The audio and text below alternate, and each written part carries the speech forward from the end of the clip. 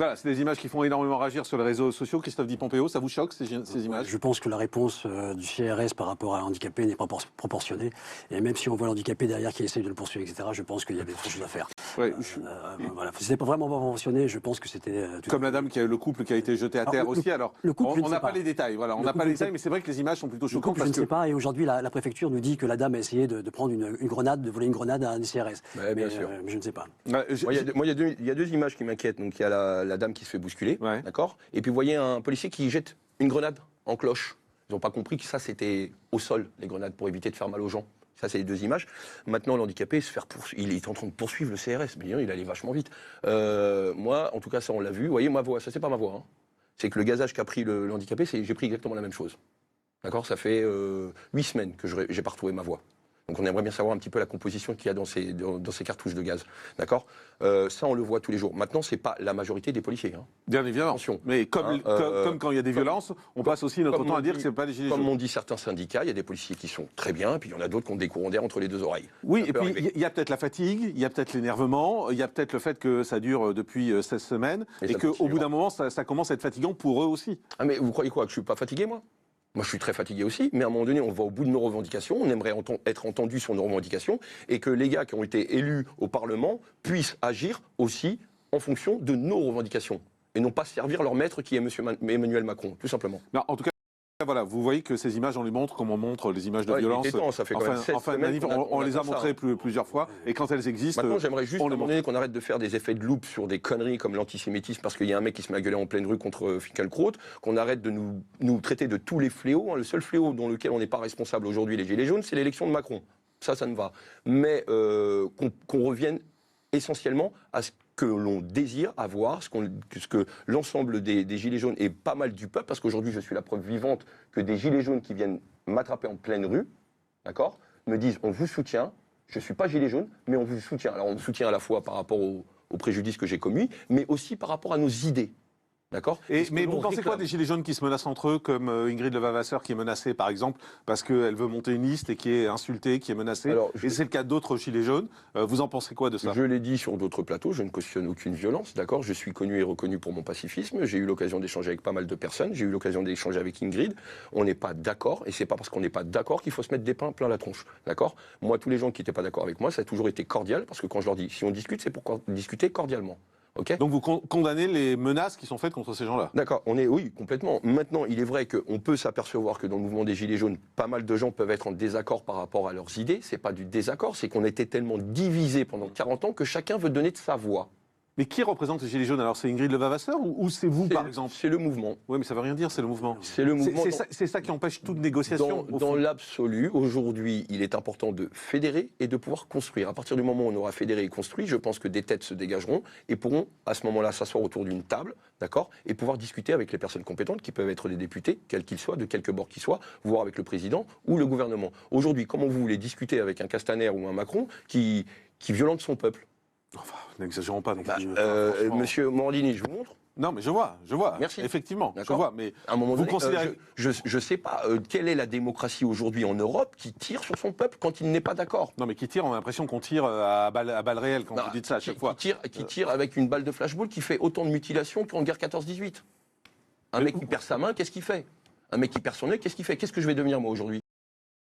Puis je vais coûter de l'argent à l'État. D'accord? Qu'est-ce que je fais moi aujourd'hui? Qui je suis, moi, élève d'une école républicaine où on m'a appris des valeurs démocratiques sur mes cours d'éducation civique, où on m'a dit, Jérôme, plus tard, tu auras le droit de revendiquer, tu auras le droit de parler, tu auras le droit de manifester. Aujourd'hui, c'est ce que je fais, et j'ai perdu un œil pour ça, comme 20 autres copains derrière. C'est pas la France qu'on m'a appris. C'est pas la France qu'on m'a appris à l'école. Je suis désolé. Et on est le seul pays à faire ça en Europe. Et aujourd'hui, je me désole que d'un truc, c'est qu'il y a aucun député qui est capable de se lever dans l'Assemblée pour faire une minute de silence. Alors par contre, on va se lever quand il y a M. Ferrand qui se fait brûler la maison. Oh, c'est grave. Alors qu'on ne sait même pas ce qui est arrivé encore. Si c'est Enfin, si ça a été fait exprès. J'aurais relevé ce que vous avez dit et m'interroger avec Christophe Dupont-Béot. C'est intéressant ce que vous dites. Vous dites, c'est pas la République qu'on m'a appris. Qu'est-ce que je vais devenir aujourd'hui? Voilà. À la République, on apprend qu'on peut manifester, mais qu'on peut manifester pacifiquement aussi.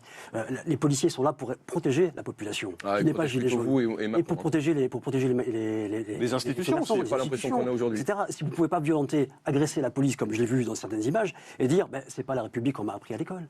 La République, elle est dans les deux sens. La République, les GTRS sont pas là pour s'amuser. Ils travaillent. La gendarmerie travaille. Et donc, ils font leur boulot de faire respecter la sécurité publique. La vie des scènes de violence. Alors après, vous pouvez toujours dire votre. Les flics les policiers se font taper dessus aussi. Hein, quand, c'est pas, parce que là, vous parlez que d'un seul message. Et vous allez trop loin quand vous dites. Manifestation que personne n'est capable d'arrêter. Vous allez trop loin quand vous dites la police qui tire sur son peuple. C'est une police qui défend. J'ai pris quoi? C'était pas un tir que j'ai pris. C'est une police qui défend son peuple. C'est pas un tir que j'ai pris. C'est une police qui se protège. C'est une arme de guerre dans le code. Le LBD 40, c'est bien une arme de guerre. Non, c'est pas une arme de guerre. Ah, c'est pas une arme de guerre. C'est un lance-grenade, monsieur. Renseignez-vous. C'est une arme de guerre dans le code. Renseignez-vous. C'est un moyen pour les policiers de se protéger quand leur vie est mise en danger. Vous protégez vous et le président. C'est normal que la police protège les institutions en même temps. Dans l'absolu, on est complètement d'accord. Maintenant, la police, elle n'est pas là pour protéger le peuple et n'ont pas les compétences pour extraire ceux qui sont violents dans les manifestations. Je vous rappelle quand même, M. Rodriguez, que nous, comme vous dites, on a été élus démocratiquement. Et on peut dire ce qu'on veut. La démocratie, c'est ce qui marche le mieux. Assumez maintenant. Quand on voit le nombre, on assume. Pas pour votre président. On assume. Assumez. Vous en déplaise, on assume.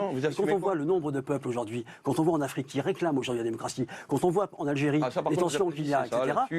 Nettoyer dans les autres pays, vous savez faire, mais nettoyer en France, vous ne savez pas faire. La démocratie. Les autres pays, vous savez faire. Et aujourd'hui, vous voudriez changer, inverser le rôle des choses pour vous servir, vous. Mais servir quoi? Pour vous servir, vous. Servir la France, monsieur. Non, pas vous servir la France. C'est ce pour je vous vois aujourd'hui, vous servez votre président et la quand on vous demande qui vous représentez, vous ne savez pas, vous dites je représente le mouvement, ça ne veut rien dire. Écoutez, j'ai eu des députés qui me disent qu'à un moment donné, ils votent parce qu'ils votent pour leur corporatisme et non pas pour le peuple. Mais non. D'accord. Quand j'entends un député qui n'est pas d'accord avec le budget 2019, mais qui l'a voté parce qu'il ne veut pas se faire virer, expliquez-moi. Mais si, monsieur. Pierre de Villeneuve. En fait, il y a quelque chose que je ne comprends pas. Le but de tout ça, c'est de remplacer les institutions actuelles, c'est-à-dire... Non, c'est d'être considéré comme un humain et de mieux vivre. Non, mais bien sûr, mais de quelle manière? Parce que vous proposez le référendum d'initiative citoyenne, par exemple. Est-ce que vous dites, cette démocratie, je ne veux pas vivre, je ne veux pas de ce président? En même temps, vous dites que ça fait 40 ans, et vous avez raison, qu'on a paupérisé la France, que les classes moyennes et les petites classes sont dans un état difficile.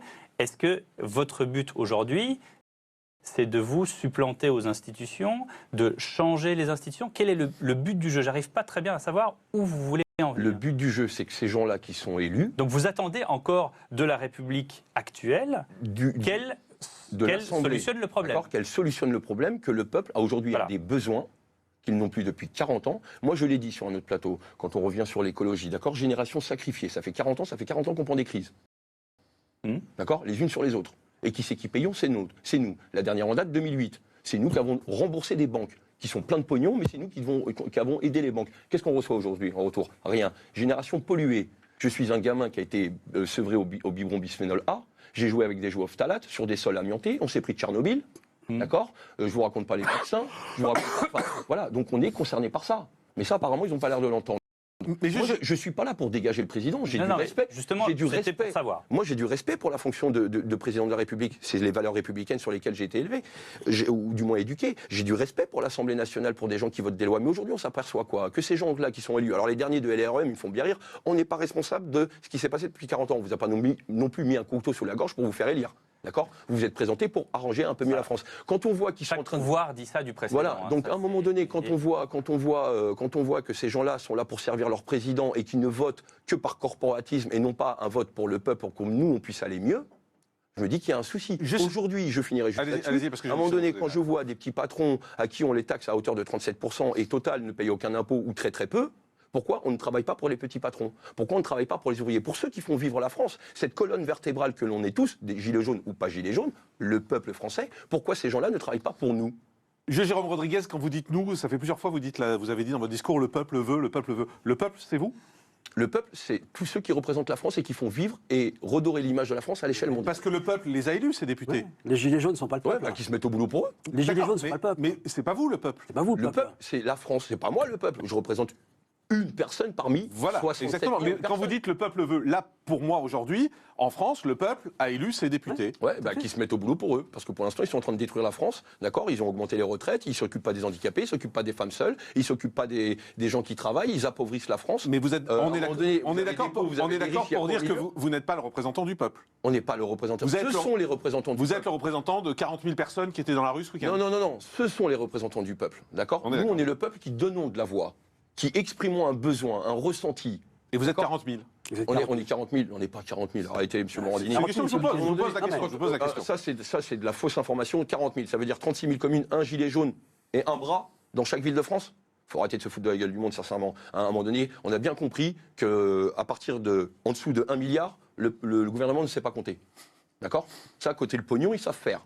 Donc vous n'êtes pas 40 000. On n'est pas 40 000. Vous étiez combien ce On week-end n'est pas 40 000, je vous garantis qu'on Vous n'est étiez pas combien 40 ce 000, week-end d'accord. On est beaucoup plus, selon les chiffres relevés par les Gilets jaunes et certains syndicats de police, on est entre 200 et 300 000. D'accord. Maintenant, je ne vais pas jouer à ce petit jeu comme on peut voir des fois dans des manifestations de syndicats. Le gouvernement dit un tel, la police dit un tel. Moi, je vous dis qu'on est très très nombreux. Non, mais D'accord. 200 000, même en vous disant 200 000, vous êtes 200 000, c'est quand même pas la France. C'est pas la France, C'est quand même pas la France qui est dans la rue. D'accord. Mais sur 22 millions d'électeurs, vous savez le nombre de gens qui sont chez eux, qui ont peur de descendre aujourd'hui dans la rue parce qu'ils ont réussi leur mission de sapage